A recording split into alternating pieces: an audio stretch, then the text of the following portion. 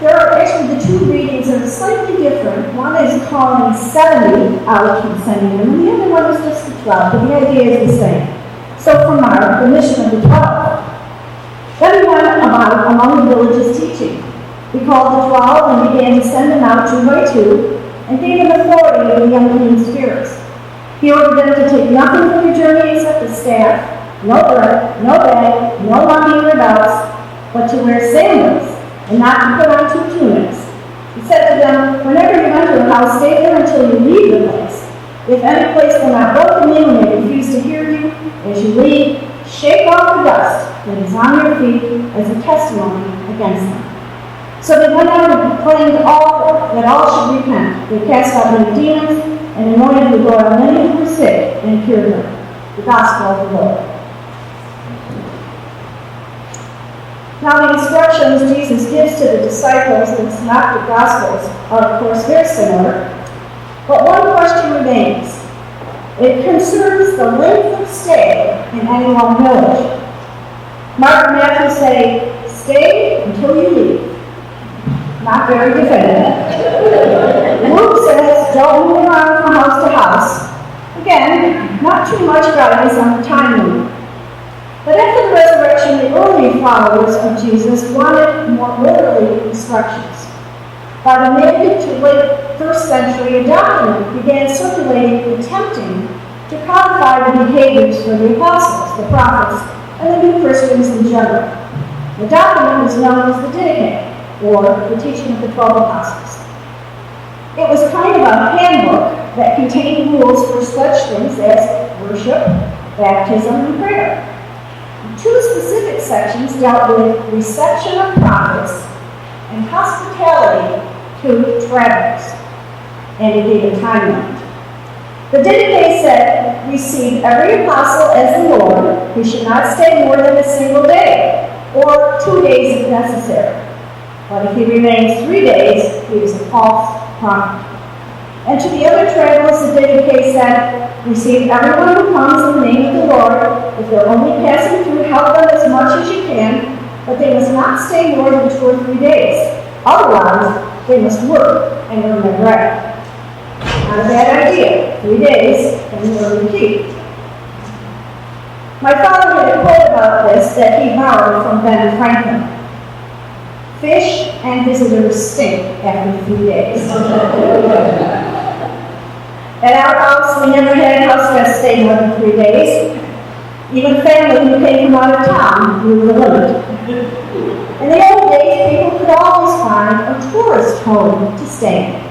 For you younger folks out there, a tourist home was just a regular house in town with an inexpensive room to rent by the night. In the United States, we've had about a 250-year history of providing overnight lodgings.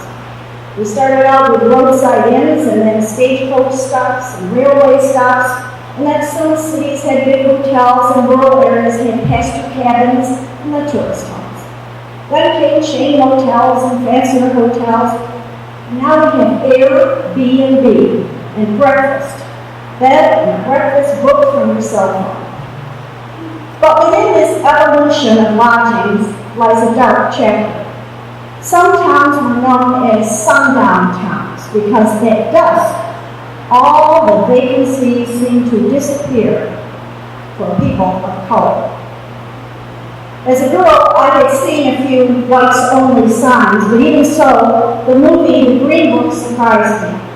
I didn't know that from 1940 to 1963, our African-American citizens had an actual book to guide them when they traveled. Its stated purpose was, quote, to give the Negro traveler information that would keep him from running into difficulties and embarrassments, and to make his trip more enjoyable. Turning away guests goes against the basic command from Jesus to welcome the stranger. Jesus felt rejection in his hometown, and so he prepared his disciples for rejection as they set out to be missionaries to the local villages. And he said, go in pairs, carry a staff, rely on the generosity of those who you seek, and if you aren't welcome, shake the dust off your sandals and move on. It's good advice even for today's missionaries. In the late 1990s, my husband Tim and I lived on the south end of Salt Road, and technically it was in the town of Greenfield. We were set back from the road near two other houses. As a teacher, I was home for the summer months in our air-conditioned house. Looking out the window on a very hot day, I saw two young women dressed in skirts and blouses heading up our driveway. Immediately, I knew they were missionaries, Latter-day Saints, Mormon girls. As missionaries, they had no purses, they carried no lunch, and actually they had no sandals, just regular shoes. But at the first ring of my doorbell, I invited them in.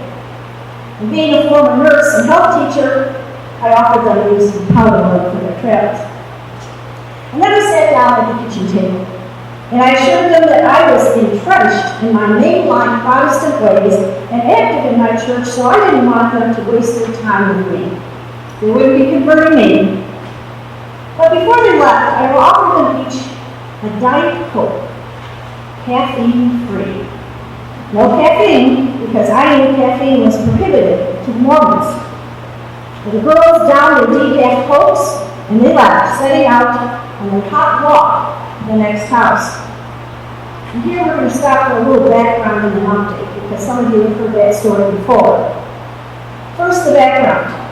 Mormon missionaries, both men and women, pay their own way. They commit to serve for 1 to 3 years. Their lives are regimented with exercise, scripture study, evangelizing, and prayer.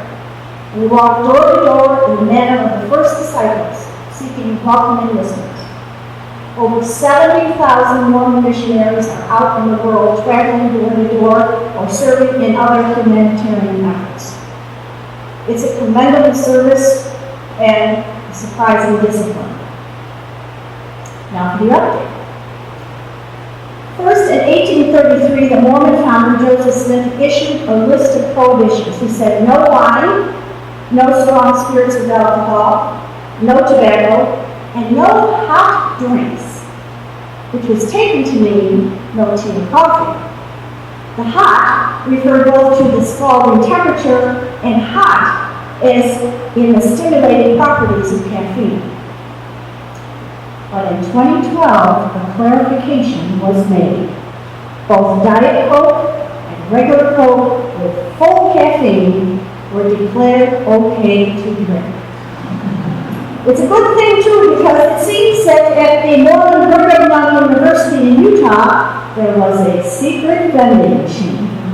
It was down in the basement on the campus, and it had been there since the 1970s, and that machine was always well stocked with full caffeine drinks.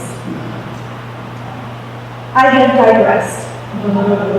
My congregation knows that I do this, but I wanted to personalize my reception of the Mormon missionaries, and I wanted to illustrate how times change and how we reevaluate the gospel messages and adapt them to the present.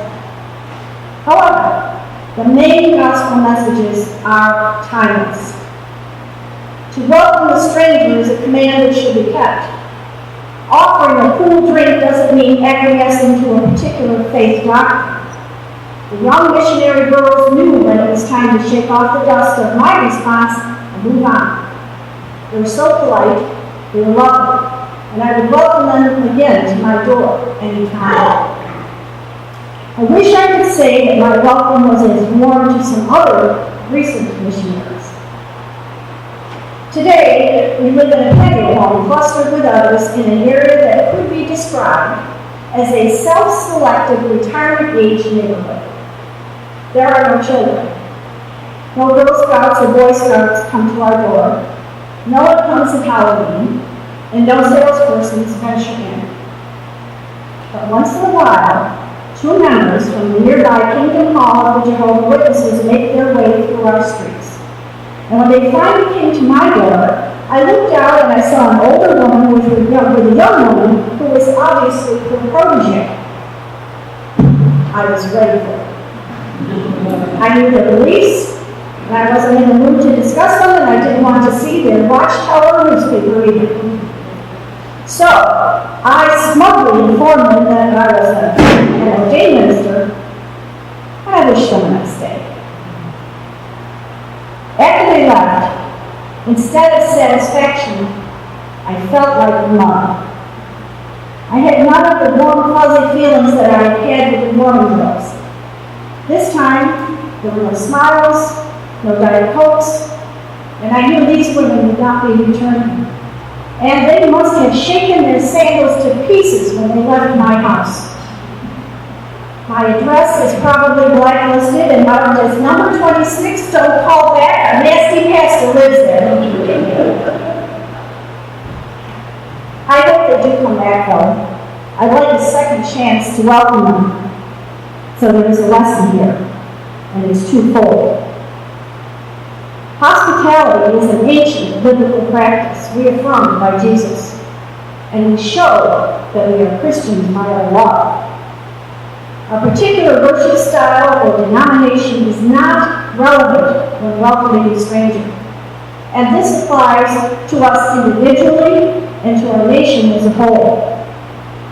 Hospitality is not dependent on whether someone is of our religion, or race, or nationality, or orientation. I was a stranger, and you welcomed me. When it comes to expressing our own particular faith with love, whether we are evangelizing or in our everyday conversation, Jesus is equally clear. If we are not well received, we are to shake off any negative responses and move on. We must move on, because there is an urgency in spreading the good news, not because the apocalypse is near, but because there are so many in need. Jesus never asked the disciples to increase the church membership rolls. He says, get out there, see to the sick, feed the hungry, and visit those in prison. Help the afflicted who are possessed by demons of guilt. If we do this in the name of Jesus, we will understand that it is He who motivates us. When the disciples went out on the road, they preached the good news. One translation says they preached with joyful urgency that life can be radically different. Right and left, they sent the demons packing. They brought wellness to the sick, anointing their bodies and healing their spirits. And we have it in our power to do the same thing. Maybe not on such a grand scale, maybe only neighbor to neighbor, maybe only to strangers in our paths, but we do have the power. It comes directly from the Holy Spirit working within us. It comes from the words of Jesus and the examples of the 12 and from the grace of God. I have a pair of sandals, and they're designed for older feet, but I think they'll carry me for the distance needed to serve, and that distance, I've learned, may be only as far as my front door. Will you pray with me? Lord, every day there are opportunities to serve you. Help us to see your face and the faces of those who pass before us. Help us as individuals and as a nation to open our homes and our hearts to those in need. Amen.